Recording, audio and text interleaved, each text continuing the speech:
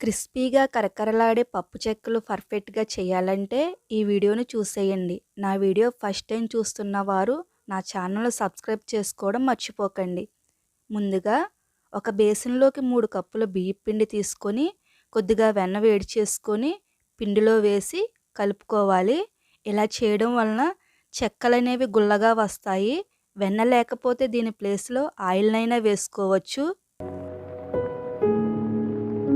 చిన్నగా కట్ చేసిన కరివేపాకు, కొత్తిమీర, వేయించి పొట్టు తీసి నీటిలో నానబెట్టిన పల్లీలు, నానబెట్టిన నువ్వులు, పచ్చిమిర్చి, చిన్న అల్లం ముక్క, 3 వెల్లుల్లి రెబ్బలు బరకగా మిక్సీ పట్టుకోవాలి.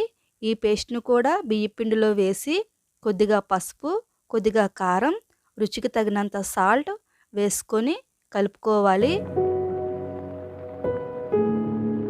గోరువెచ్చని నీళ్లు కొద్ది కొద్దిగా వేసుకుంటూ చపాతీ ముద్దలా చేసుకోవాలి.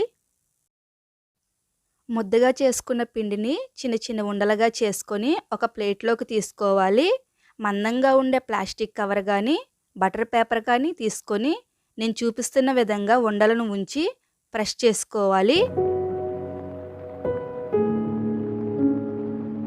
ఇప్పుడు డీప్ ఫ్రైకి సరిపడగా ఆయిల్ వేసుకొని ఆయిల్ కాగాక ఈ పప్పు చెక్కలను వేసి గోల్డెన్ కలర్ వచ్చేంత వరకు వేయించుకుంటే సరిపోతుంది.